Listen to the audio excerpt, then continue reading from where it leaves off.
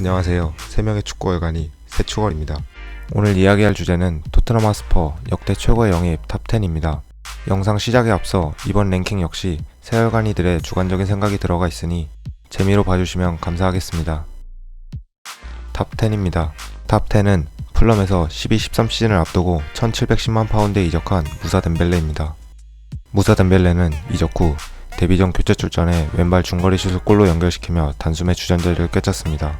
그러나 팀의 부진이 시작되며 갑작스러운 기량 하락으로 유망주 나빌 벤탈렙에게 자리를 내주었습니다. 하지만 덴벨레는 15-16 시즌 부상 복귀 후 뛰어난 기량을 보여주며 다시 한번 주전으로 발돋움하였으나 잦은 부상과 노쇠화로 인해 결국 2019년 1월을 끝으로 토트넘 생활을 마치고 중국 광저우 프리로 이적하게 됩니다.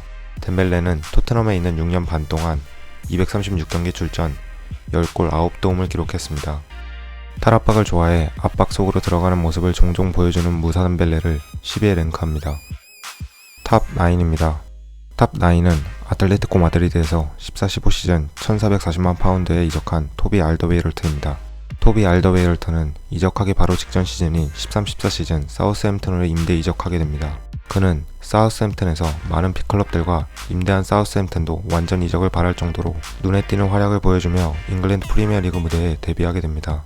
토트넘은 사우스햄튼과의 이적료 경쟁에서 승리 후 알더웨이럴트를 영입하여 베르통과 함께 벨기에 주전 센터백 듀오를 결성하게 됩니다. 토트넘 데뷔 시즌에 완전히 주전으로 자리 잡는 데 성공하였고 현대 축구에서 수비수에게 요구되는 빌드업 능력조차 뛰어나 프리미어리그 최고의 수비수로 발돋움합니다. 토비 알더웨이럴트는 15-16 시즌부터 18-19 시즌까지 159경기 6골 3도움을 기록 중이며 최근에 주급이 3배 인상된 15만 파운드에 2023년까지 재계약을 맺어 토트넘과 함께하고 있습니다. 탑 8입니다. 탑 8은 1011 시즌 레알 마드리드에서 800만 파운드에 이적한 라파엘 반더바르트입니다. 토트넘은 이 당시 모드리치라는 굉장히 뛰어난 미드필더가 있었음에도 골 결정력 부재로 인해 성적이 나오지 않고 있었는데 반더바르트의 영입으로 이 부분을 해결할 수 있었습니다. 모드리치, 베일, 반더바르트의 시너지를 많은 토트넘 팬들이 기대하였고 그 기대에 부응하듯 반더바르트는 첫 시즌 36경기 15골 10도움을 기록하였습니다. 반더바르트는 데뷔 시즌 잉글랜드 프리미어리그 전반기 최고의 영입 1위로 뽑히기도 하였고 다음 시즌에서도 토트넘의 에이스였던 베일을 도와 토트넘의 챔피언스리그 진출에 큰 공을 세우게 됩니다. 비록 반더바르트는 많은 시즌을 토트넘에서 보내진 않았지만 그가 보여준 임팩트만큼은 대단했기에 8위에 랭크합니다. 탑 7입니다. 탑 7은 12-13 시즌을 앞두고 아약스에서 1200만 유로에 이적한 얀 베르통원입니다. 베르통원은 당시 두텁지 못했던 토트넘에 수비진 보수로 영입된 선수였는데 베르통원은 적응 기간도 갖지 않고 시즌 초부터 본인의 단단한 수비력을 보여주며 바로 주전을 차지하게 됩니다. 베르통원의 장점은 수비력뿐만 아니라 드리블 능력과 패스 능력이 뛰어나고 레프트백까지 소화할 수 있는 멀티 자원이었기에 토트넘 팬들에게 많은 사랑을 받았습니다.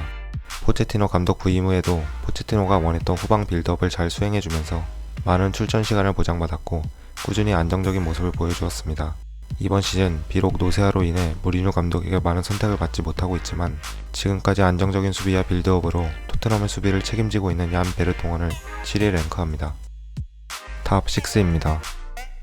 탑 6는 94-95 시즌 AS 모나코에서 200만 파운드에 이적한 위르겐 클린스만입니다. 처음 영입되었을 당시 헐리우드 액션이 심하다는 의견과 잉글랜드 무대가 처음이라는 부분 때문에 토트넘 팬들의 의문을 사섰습니다. 하지만 클린스만은 첫 시즌 리그 21골을 터뜨리며 팬들에게 자신의 가치를 증명했습니다.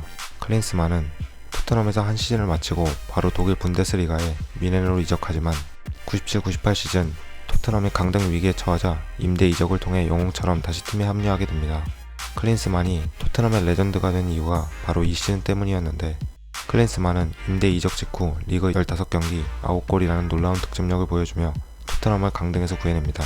오랜 기간 동안 토트넘에서 선수 생활을 하지는 않았지만 두 시즌 동안 존재감만큼은 토트넘 역사상 최고였던 위르겐 클린스만을 6위에 랭크합니다. 탑 5입니다. 탑 5는 13-14 시즌을 앞두고 아약스에서 1100만 파운드에 이적한 크리스티안 에릭센입니다. 에릭센은 첫 시즌부터 뛰어난 플레이메이커 능력과 활동량을 보여주었고 팀을 떠난 모드리치의 공백을 완벽히 메꾸며 팀의 에이스 역할을 맡게 되었습니다. 에릭센은 첫 시즌에 토트넘 최고의 선수상을 받게 되고 이후 기복 없는 플레이로 17-18 시즌, 18-19 시즌 토트넘이 챔피언스 리그와 프리미어 리그에서 좋은 성적을 거두는데 큰 도움을 주게 됩니다. 하지만 에릭센은 본인의 활약 대비 다른 빅클럽들보다 주급이 낮던 토트넘에게 불만이 생기게 되고 결국 19-20 시즌 겨울 이적 시장에서 인터밀란으로 이적하게 되면서 토트넘을 떠나게 됩니다. 에릭센은 토트넘에 있던 5시즌 동안 171경기 출전 41골 48도움을 기록하였습니다. 비록 마지막 시즌을 재계약과 관련하여 좋지 못했지만 토트넘에 있는 동안 토트넘의 사령관으로서 공격을 이끌었던 크리스티안 에릭센을 5위에 랭크합니다. 탑4입니다. 탑4는 디나모 자그레브에서 1650만 파운드에 이적한 루카 모드리치입니다. 모드리치는 이적 직후 최종 미달로 언론에게 낙인 찍히면서 몸싸움이 거친 프리미어리그에서 잘 적응해 나갈 수 있을지 의문이었습니다. 토트넘에서 10번의 역할을 수행하던 모드리치는 좋지 못한 경기력을 보여주었고 해리 레드넥 감독 부임 이후 모드리치를 측면에 배치하게 됩니다. 그러자 모드리치는 조금씩 경기력이 좋아졌고 다시 토트넘에서 플레이메이커 역할을 수행하며 팀의 핵심 선수로 발돋움하게 되었습니다. 1011 시즌부터는 베일의 급성장으로 인해 중앙으로 자리를 옮기면서 베일과 좋은 호흡으로 잉글랜드 프리미어리그 최고의 미드필더라는 찬사를 들었습니다. 하지만 아쉽게도 팀은 리그에서 5위를 기록하였고 이에 따라 챔피언스 리그에 진출하지 못하게 되어 모드리치는 레알 마드리드로 떠나게 됩니다.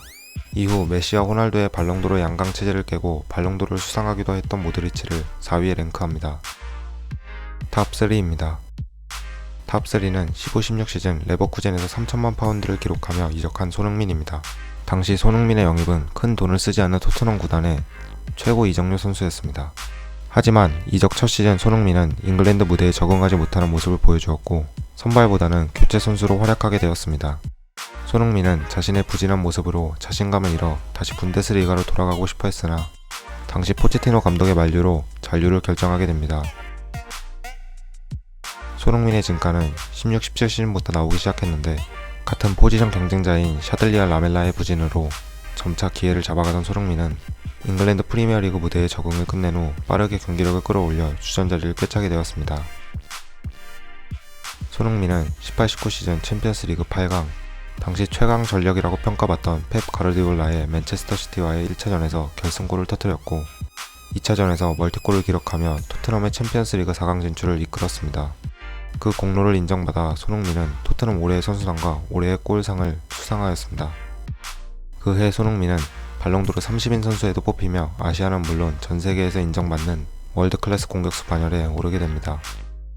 현재 팔골절 부상으로 부상 회복에 힘쓰고 있지만 이번 시즌 부상 전까지 무리뉴 감독의 두터운 신뢰를 받으며 토트넘의 주전 공격수로 활약했습니다.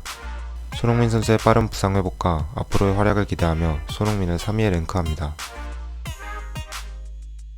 탑2입니다. 탑2는 07-08 시즌 기본 이적료 5만 파운드에 이적한 가레스 베일입니다. 베일은 당시 만 18세의 유망주임에도 불구하고 데뷔 후 2경기 만인 풀럼 원정 경기에서 데뷔골을 기록하지만 사실 베일이 토트넘의 핵심 선수로 자리 잡은 시즌은 10-11 시즌이라고 할 수 있습니다. 가레스 베일은 원래 포지션이 왼쪽 풀백에서 공격력을 인정받아 왼쪽 윙어로 포지션을 변경하였는데 10-11 시즌 챔피언스 리그에서 인터밀란을 만나 당시 최고의 오른쪽 풀백인 마이콘을 상대로 매우 좋은 활약을 보여주며 자신의 이름을 전세계에 알리는 계기가 되었습니다. 이후 베일은 2010년 BBC 선정 웨일즈 올해의 선수, 10-11 시즌 선수들이 뽑은 프리미어리그 올해의 선수, 10-11 시즌 프리미어리그 베스트 11에 선정되며 월드클래스 공격수 반열에 오르게 됩니다. 그 후 베일은 레알 마드리드로의 이적을 선택하며 토트넘을 떠나게 됩니다. 그는 토트넘에 몸담은 7년 동안 203경기 56골 58도움을 기록하였습니다. 현재는 축구보다 골프에 더 관심이 많은 것 같은 칼테 가레스 베일 2위에 랭크합니다. 탑1입니다. 탑1은 14-15 시즌 MK 돈스에서 500만 파운드에 이적한 델레 알리입니다.